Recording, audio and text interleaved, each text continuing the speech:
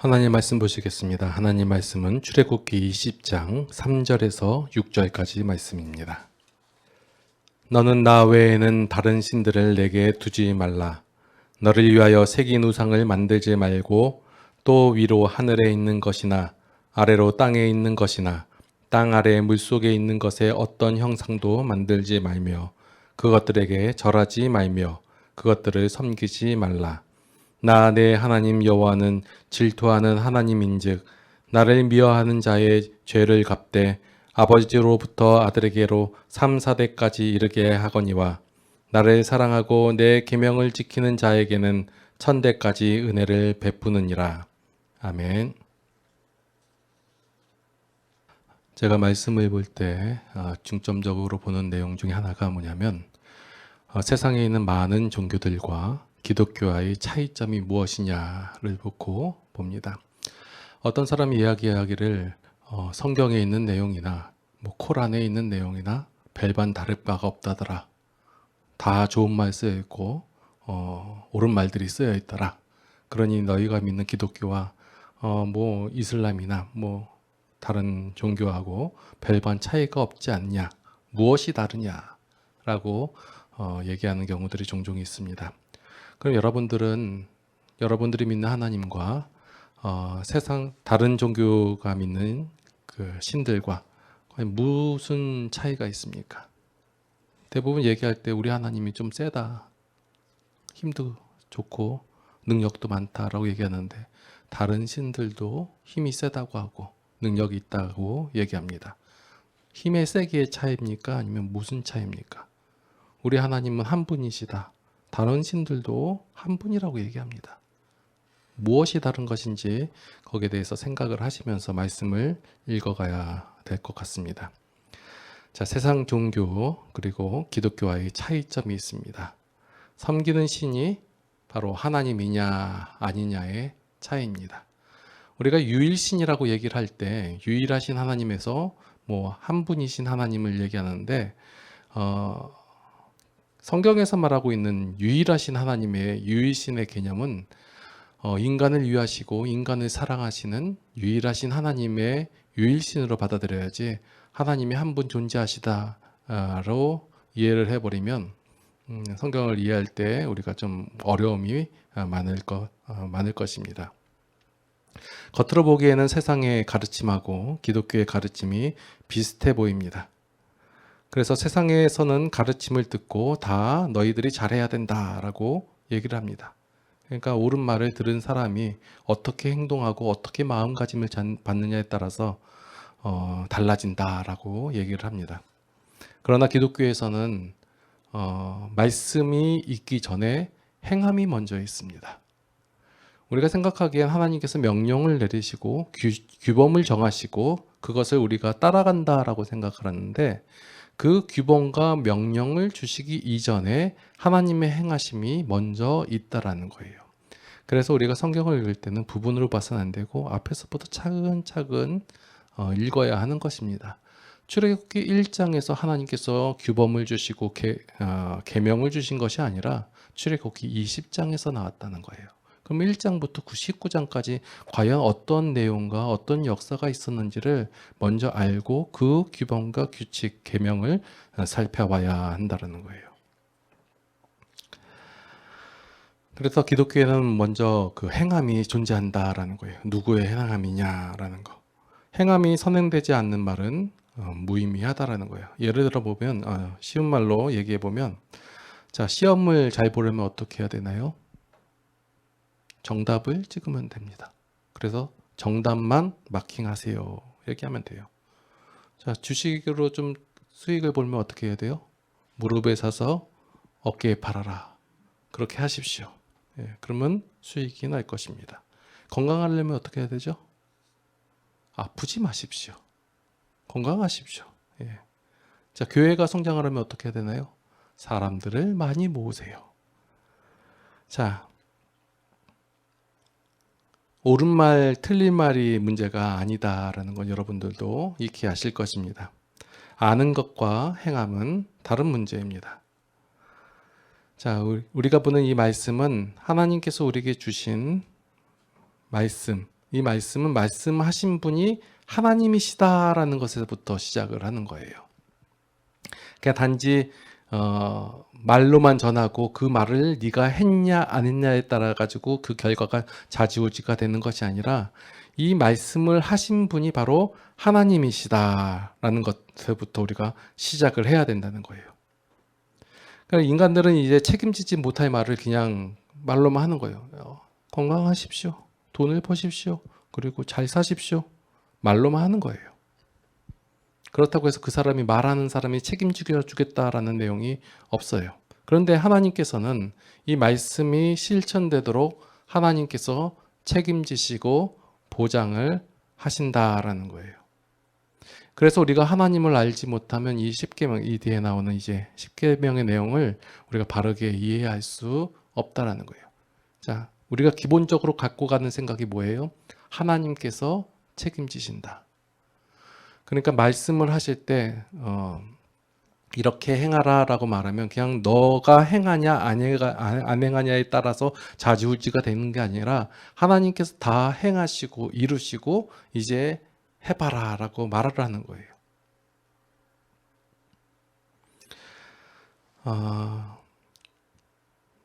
예수님의 말씀 가운데 진리가 너희를 자유케 하리라 라는 말씀이 있어요. 여러분도 익히 들어서 아는 말씀일 거예요. 그냥 단지 진리가 너희를 자유케 하리라 라는 말씀입니까? 아니면 이 말씀을 하기 이전에 하나님께서 어떻게 행하시고 어떻게 이루셨는지가 중요한지, 하나님께서 어떠한 노력을 하셨는지를 먼저 우리는 고민을 해봐야 할 거예요. 그냥 진리가 너희를 자유케 하리라. 우리가 자유케 하기 위해서 진리이신 말씀이신 예수님께서, 하나님께서 어떤 일을 행하셨는지, 이것이 전제되지 않고서는 이 말씀이 나올 수가 없다라는 거예요. 그냥 성경은 옳고 그름의 말씀이 아닌 책임지는 말씀이 있는 거예요. 그래서 성경을, 우리가 이 말씀을 선포라고 하는 이유가 하나님께서 먼저 행하시고 아니면 하실 그 작심하신 것을 말씀하신다라는 거예요. 그래서 모든 책임을 우리에게 넘기는 것이 아니라 모든 책임을 하나님께서 떠안으시고 행하시고 일하시고 그리고 나서 선언하시는 내용이 말씀이에요. 그래서 출애굽기 20장에 나오는 10계명에 대한 말씀들도 하나님의 선언이지 그 우리가 행하냐 안 행하냐에 따라 가지고 달라지지 않는다라는 거예요. 그래서 성경에서 나오는 규범은 단지 해야만 하는 규범이 아니다예요. 이 규범이 주어지기 전까지 그 행하신 하나님의 행하심을 알아야지 이 규범을 알 수 있다는 거예요. 그래서 우리 일반적인 세상에서는 이 규범을 주고 이게 실행이 안 되니까 어떻게 해요? 조건을 내걸잖아요. 네가 이 규범을 지키면 상을 얻고 네가 이 규범을 못 지키면 벌을 얻을 것이다 라고 하는 거예요. 우리가 이 일반적인 개념을 가지고 성경을 대하고 말씀을 대하고 하나님을 대하니까 하나님의 규범도 그렇게 대하고 있다는 거예요. 하나님의 규범을 지키면 상을 얻을 것이고 규범을 못 지키면 벌을 받을 것이다.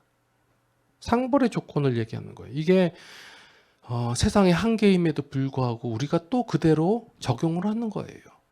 하나님의 말씀을 잘 따르고 하나님의 말씀대로 사면 하나님께서 복을 더하시고 은혜를 더하실 것이다. 네가 하나님의 말씀을 잘 따르지 않고 거부하고 죄를 지으면 하나님께서 혼내실 것이다. 벌을 주실 것이다.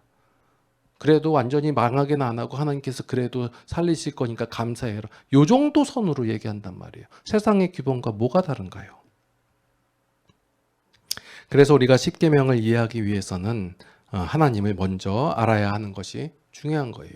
19장까지 행하신 하나님을 바로 알아야 이제 하나님께서 말씀하시는 내용, 자 3절 말씀해 보니까 너는 나 외에는 다른 신들을 내게 두지 말라 라고 말씀하시는 거예요. 왜 이 말씀을 첫 번째로 하셨을까요? 하나님께서 이제 보니까 질투하는 하나님이라 해서 질투쟁이라서 나 외에 다른 신 두지 마 이건가요? 우리가 좀 더 생각을 할 필요가 있어요. 하나님께서 왜 과연 질투하기 때문에 다른 신을 두지 말라고 한 것일까요? 자, 이것을 말씀을 볼 때 말씀의 중심이 바로 우리 인간적 사고와 하나님께서 바라보시는 이 사고의 차이점을 우리가 먼저 알고 들어가야 되는 거예요. 자, 하나님께서는 인간을 위하신다라는 것이 먼저 전제가 돼야 돼요. 그래야지 나 외에는 다른 신들을 내게 두지 말라라는 말씀을 들었을 때 우리가 생각하기는 두지 말아야 되는 명령으로 받아들인단 말이에요. 그런데 이 말씀의 내용을 살펴보면 다른 신들을 두려고 하기 때문에 두지 말라고 하는 거예요. 그러면 인간들이 우리들이 왜 다른 신을 옆에 두려고 할까요? 그것은 하나님만으로 만족하지 못하기 때문에 그런 거예요. 이스라엘 백성들이 지금 다른 신들을 그들을 곁에 두고 싶어 하고 있기 때문에 하나님께서 말씀을 하시는 거예요. 다른 신들을 내게 두지 말아라. 아니, 다른 신을 두려고 하는 그 하나님만으로 만족하지 못하고 하나님만으로는 미심쩍어하고 있는 이들에게 다른 신들이 내게는 필요 없다. 다른 신을 둘 이유가 없다라고 알려주고 있는 거예요.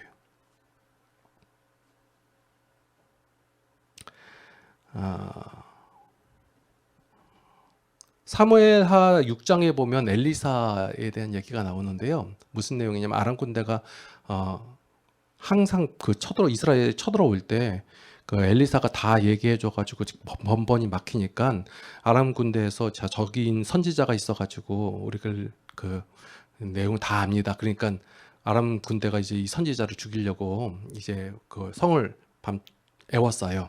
그래서 사환이 그걸 보고 깜짝 놀라가지고 막 겁에 두려움에 떨리고 있을 때 엘리사가 얘기하는 거예요. 두려워하지 말아라. 얘기해요. 아니, 두려워하지 말라고 한다고 해가지고 두려워하지 않나요? 겁내지 마십시오 하면 갑자기 그 용기가 나가지고 겁내지 않나요? 그런 다음에 엘리사가 한 행동이 뭐냐면 그 사환의 눈을 열어가지고 그 주변에 그 아람 군대보다 훨씬 많은 불경거병거와 그 군대가 여호와의 군대가 에워싸고 있는 것을 눈으로 보게 하거든요. 그걸 보고 나니까 어때요? 안심이 되고 두려워하지 않게 된다는 거예요. 두려워하는 사람에게 두려워하지 말라고 말할 것이 아니라 두려워할 필요가 없게 만들어주면 되는 거예요. 하나님께서 이러한 역할을 하신다는 거예요. 나 외에 다른 신을 내게 두지 말아라 얘기하는 거예요. 둘 수밖에 없는 자들에게 하나님만으로 만족할 수 없고 하나님으로는 부족하다고 느끼는 사람들에게 다른 신을 내게 두지 말라고 명령을 하는 것은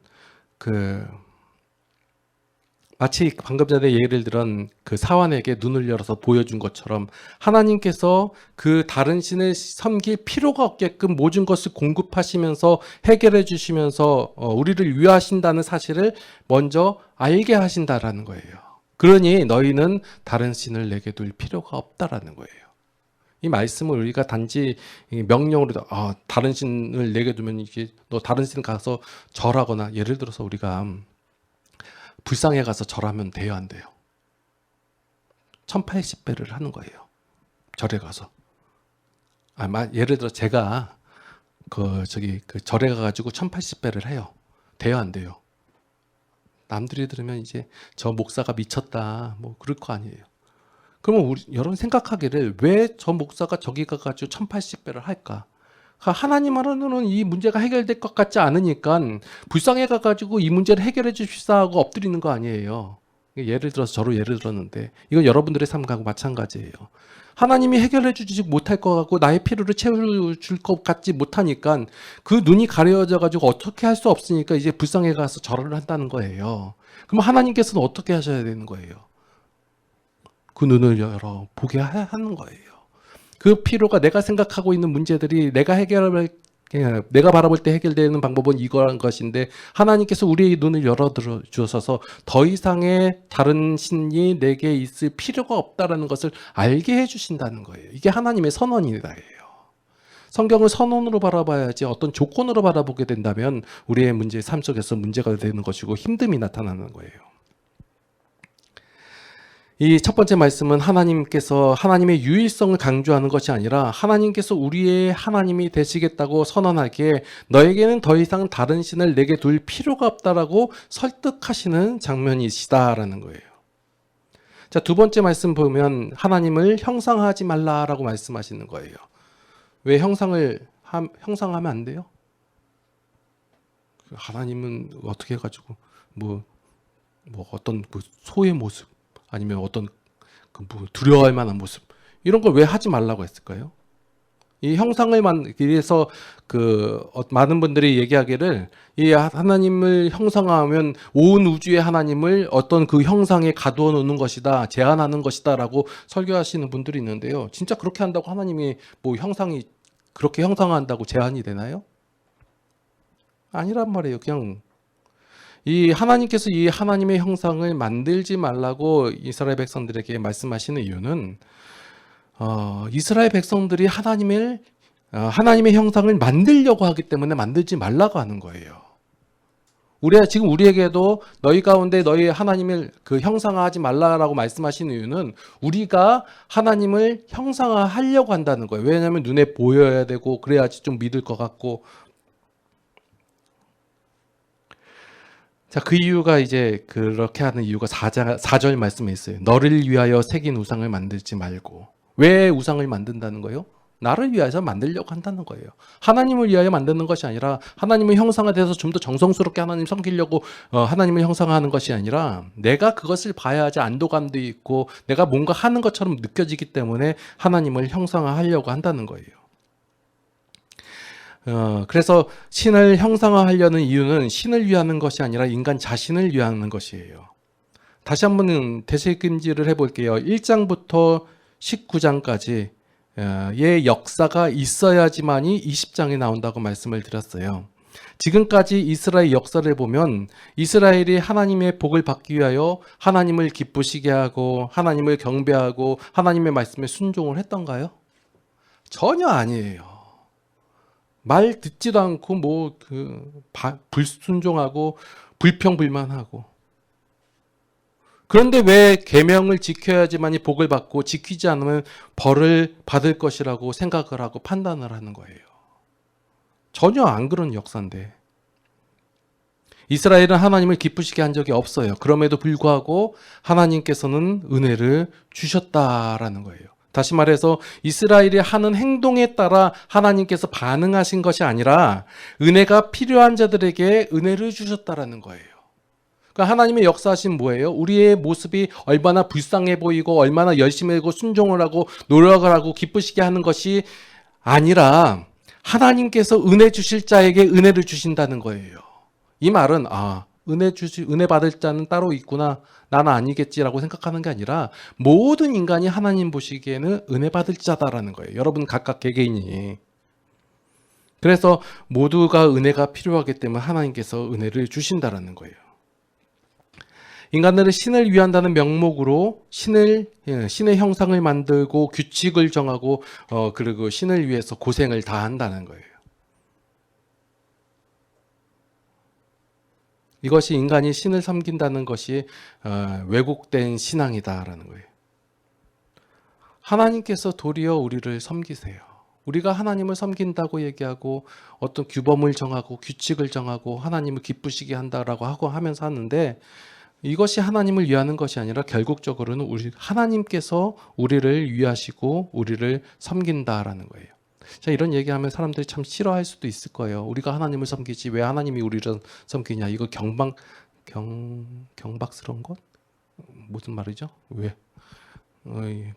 그렇게 얘기할 수도 있을 거예요. 그런데 말씀을 살펴보면 철저하게 하나님께서 우리를 섬기시지 우리가 하나님을 섬기지 않는다는 거예요. 뻘짓을 하니까 하나님께서 말씀 속에서 하지 말라라고 얘기하는 거예요.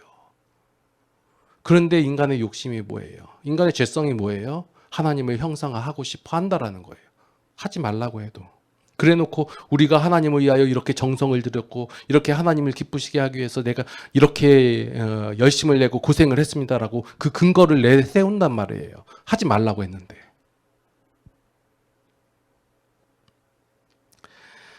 이게 일반적인 종교와 기독교의 확연한 차이예요. 일반적인 종교는 자기가 열심을 냈고 고행을 내고 순종을 하고 기쁘시게 하는 어떤 정성을 보여야 신이 감동을 해가지고 복을 내리는데 기독교는 그렇지 않다라는 거예요. 하나님은 그렇게 일하시지 않는다는 거예요. 그런데 이 확연한 차이를 왜 스스로 갖다 버리는 거예요? 형상을 만들고 그 규칙을 스스로 정하고 스스로 고행을 하면서 정성을 들였다라고 말하는 거예요. 이거 바보 같은 짓이에요. 본문 5절과 6절 말씀이 있는데 이거 보면 제가 한번 읽어드릴게요. 그것들에게 절하지 말며 그것들을 섬기지 말라. 내 하나님 여호와는 질투하는 하나님인즉 나를 미워하는 자의 죄를 갚되 아버지로부터 아들에게로 3, 4대까지 이르게 하거니와 나를 사랑하고 내 계명을 지키는 자에게는 1000대까지 은혜를 베푸느니라. 이 말씀이 말 안 듣고 그러면 내가 저주를 주겠다는 얘기예요? 아니면 은혜를 주겠다는 얘기예요? 그냥 글씨만 읽어도 알지 않나요? 저만 아나요 이거? 글씨만 읽어도 봐요. 말 안 듣고 금은 3, 4대인데 그냥 계명을 그냥 따라가면 1000대까지 은혜를 주신다는 거예요. 계산만 하더라도 1000 빼기 3, 4인데 말이 안 맞는 거예요. 이것은 은혜를 주겠다는 표현이지 벌을 내리겠다는 표현이 전혀 아닌 거예요. 그냥 저는 이제 강해 설교를 하는데 이런 내용을 강해하려고 이제 말씀을 읽어보면요. 이걸 꼭 설명해야 되나? 이걸 이제 말씀을 드려야 되나라는 그런 어떤 괴리감에 빠져요. 참 어떻게 말씀들을 전해도 그렇지 어떻게 이걸 계명 10계명을 하나님 말씀을 안 따르면 하나님께서 아들에게까지 3, 4대까지 죄를 갚아 주신다라고 이렇게 설교를 할 수 있을까요? 좀 그렇게 탁월하게 하나님을 왜곡시키는 것도 은사인 것 같아요. 자, 계속해서 반복적으로 말하는 거예요. 모든 계명과 이것은 하나님께서 먼저 행하심이 있은 다음에 선언이 되는 거예요. 하나님의 행하심이 전제되지 않고 나서 선언되는 것은 일반적인 종교에서 말하고 일반적인 세상에서 말하고 있는 그냥 말뿐인 것과 다름이 없는 거예요. 하나님께서 우리를 위하시고 어떻게든 행하시고 우리의 어떤 모습과 반응에 상관없이 하나님께서 은혜를 베푸신 후에 그럼에도 불구하고 우리의 죄성 가운데서 하나님으로는 만족하지 못하고 하나님이 아닌 것에 더 의지하려고 할 때 너희는 그럴 필요가 없다라고 말씀하시는 하나님이에요. 그래서 하나님의 모든 말씀은 바로 우리를 위한 거예요. 하나님의 명령, 이것도 협박이라고 하죠.